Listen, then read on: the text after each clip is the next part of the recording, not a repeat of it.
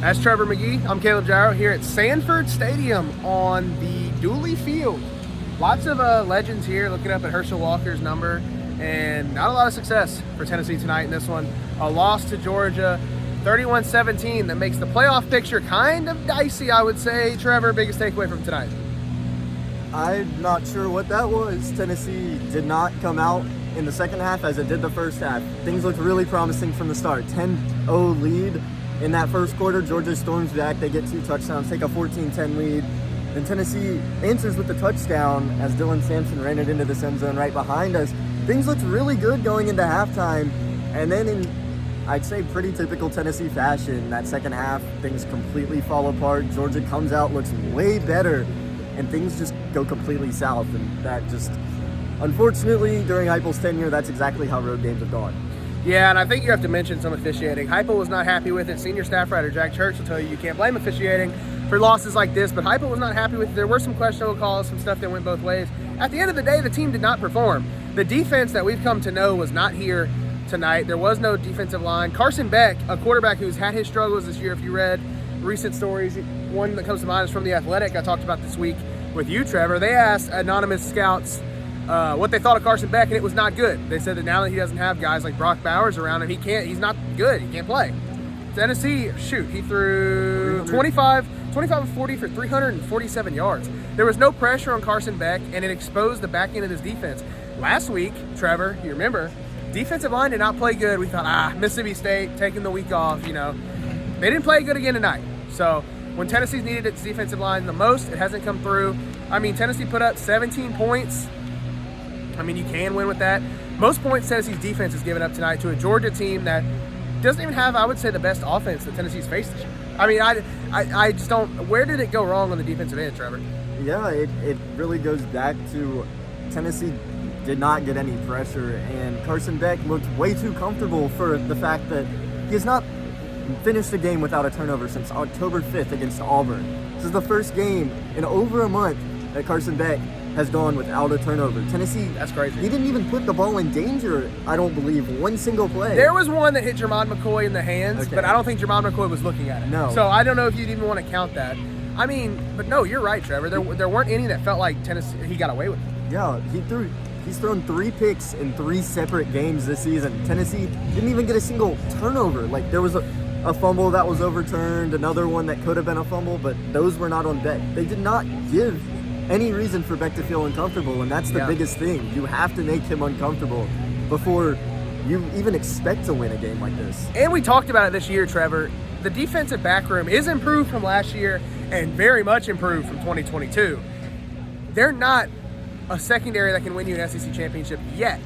Now, what's made them look good is that defensive line. Well, I've said it, I don't know how many times I've said it on here, Trevor, and other stuff we did. It is very hard to throw the football if you're on your back. Ask Jalen Milroe. Didn't go well for Alabama. Secondary doesn't get exposed. There were times tonight where Tennessee was rushing 5 and 6 and getting 0 pressure. So not only are you testing your secondary, but then there's nobody back there. Alabama did not go after the corners, it felt like.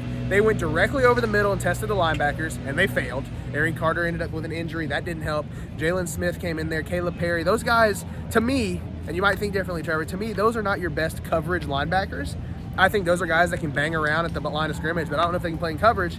And then they tested your safeties, and the safeties got beat. Will Brooks bit on a screen, got beat over top for a large gain. There was an offsides that Carson Beck decides to throw up. Well, guess what? Nobody's within 10 yards of the guy he decides to throw it to.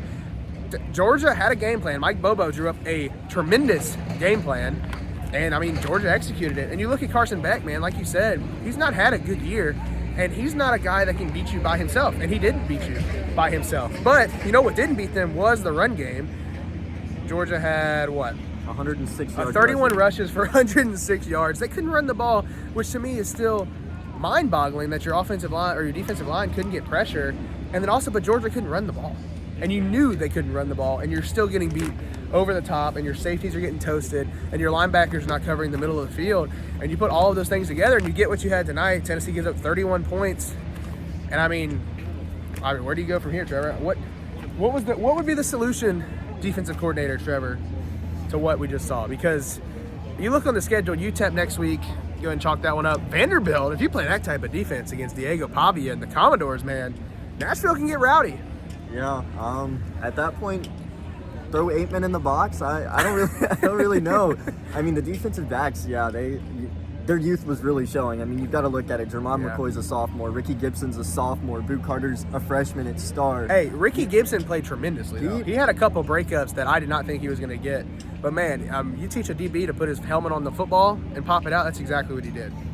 I think on the other side, though, I think it was Jermon McCoy that was really getting shown up today. London Humphreys completely snagged one right in front of him. It was right in McCoy's arms, and Humphreys just took it straight away, and that was the type of night it was for Tennessee's defense. You have to generate pressure, especially in a game like this, in a hostile environment, on the road, where Heupel has struggled, especially in November. He's 7-6 against SEC teams in the month of November.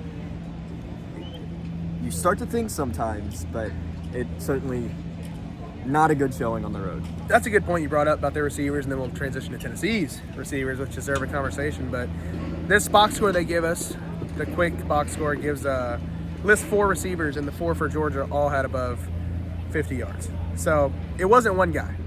They spread it around, and whoever they wanted to throw it to was open. And I mean, you look at Georgia, they always target tight ends, and you're getting blown up by tight ends. It's no secret what Georgia wants to do, and they did exactly what they wanted to do tonight. Dark out. I mean, environment was like 2022. I'm not going to get into a conversation of where you want to rank it because I think it's probably ranked too high by most people, but still, I mean, it doesn't matter. Georgia did what they wanted to do. Tennessee, on the offensive side of the ball, Dylan Sampson gave you all he could. Bum ankle, still hurt from last week. He won't tell you he's hurt, but it's clear that he's not 100%. I don't think anybody is, but you know he's hurt. I mean, 19 rushes for 101 yards and a touchdown. Peyton Lewis gave you 32 hard yards on the ground. Not easy. Nico, 20 for 33, 167, 5 sacks. How many times did he hit a receiver in the hands, Nick? Yeah, you look at his stats, and they look a lot worse than he actually played. Nico Every played game. Tremendous today, and it was nowhere close to enough. Georgia, by far the better team tonight. And it's just really unfortunate when Nico played as good as he could on a really bum everything. He's hurt everywhere. You can definitely tell. Dude, his jersey, so for context, where we're standing, you can see the hedges, these bushes right here. They're painted, they've got spray paint green on them. The grass is spray painted green. There's green paint all over. Nico's jersey, from helmet to shoes, was completely green. He was running for his life all night. 5 sacks, like I said. Who knows how many quarterback hits? I'll have to check PFF grades in the morning. And I think it comes out, you have to have the conversation, does this wide receiver room have the guy like Heupel's had in the past that can take defensive attention? There's no Jalen Hyatt in this wide receiver room. You think Dante Thornton can be that guy. He got hit. He dropped a ball tonight. Chris Brazzell could be that guy. He wants to jump every time the ball's thrown to him. Squirrel White, also playing injured, is not playing well in the slot. We haven't seen Mike Matthews much. Braylon Staley's nowhere to be found. Let's look at your receivers. Miles Kitselman, 6 targets, 4 catches for 46 yards. He had a rushing touchdown tonight. You've gotten to the point where your tight ends are your most consistent receivers because you trust them not to just drop the ball when it's thrown at them, Trevor. And I think that's making everything harder for this offense and harder for quarterback Nico Iamaleava is he's not getting the help from those receivers like this offense is known for. Because when you think of Josh Heupel's offense at its best, you think of Jalen Hyatt streaking and getting hit in stride. Nico's having to throw guys open as a redshirt freshman, not easy to do, and then the ball's hitting them in the hands and they're dropping it. What's the solution? I mean, is there a solution, Trevor, or are we just to the point in the season where this is just kind of what you have with that receiver? Because I think you're too deep to figure out what's happening. I think you have to roll with what you have and just hope and pray at that point that an SEC quarterback that's hitting them in the hands, the SEC Division I receiver can catch it, and that's just not happening because we saw Squirrel just jumping at balls that would hit him straight in the chest if he didn't. Dante Thornton wide open, nobody within 10 yards of him, straight in the hands, straight to the sideline it went. That one was weird. He looked like he threw it on the sideline. Your tight ends very much are the most consistent ones. You can really rely on Miles Kitselman out there, which coming into the season you'd say is absolutely insane if you think Miles Kitselman is touching the field that much as a receiver. Much less a blocker. Look at his track record. He came from Hutchinson Community College, where yes, he played good, but he was much more of a blocking tight end. Didn't play much at Alabama, transferred to Tennessee, and he's the guy now. Every time the ball goes to him, you know he's going to catch it. Your 4th highest receiver tonight was Dylan Sampson with 16 yards. Squirrel White finished with 45 on 9 targets, but only 6 catches.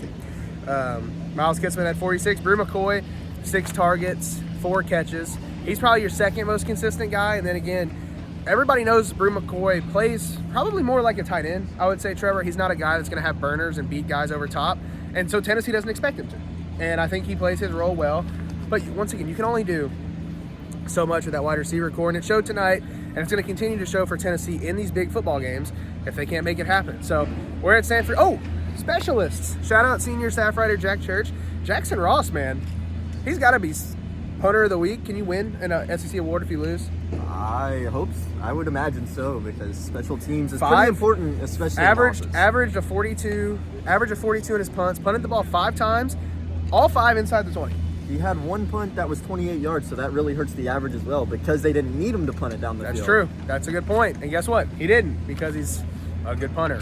So Boo Carter almost broke off a touchdown run. Would have made this one a little bit different if he stayed outside. That's a guy that's giving you an X factor catching punts. But then again, man, like, you've got special teams coming through. Max Gilbert, career high field goal. Special teams was there. Defense, Offense, I mean, outside of a couple drives, couldn't get the ball going. You get holdings, you get false starts, ball comes back, drop passes. Drop passes are killers, because that offense gets rolling and you throw a deep ball and it's dropped, man, you got to come back. Yeah. So you had that scripted first drive that looked really good. You had a lot of motion. Lots of motion. Yeah, that went away after that first drive. Yeah. You can't expect that first drive to work and then just ditch everything from that. You look back at Halsley and hope that he can put a little more than just that first drive together, because now back-to-back weeks that has happened. The first drive looks amazing, and then they're a little bit flat after that. Yep. So, I mean, Georgia, good football team. Tennessee doesn't have good history here in Sanford Stadium on Dooley Field. Beautiful place. Very hard to navigate around. Learned that the hard way today. I probably walked 6 miles. Nice new press box. Feels like you're far away, but hey, like I said, beautiful place. Tennessee does not have good experiences here. I'd say my experience overall was pretty good. Gonna head to the hotel now and write some stuff. So Trevor's got our gamer. We had live updates up, photos from our Cole Moore. Very good photos from our Cole Moore.